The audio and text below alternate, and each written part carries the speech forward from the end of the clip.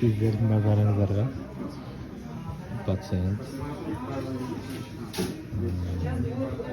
içinde şişik var ekan, alkol polisi. Молшып турган баары шешек. 1 жылдан бeri өстүрүп жүрүптүр.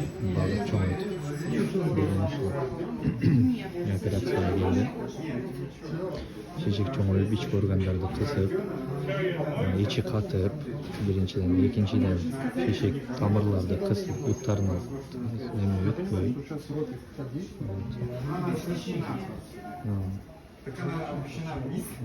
Өтпөй.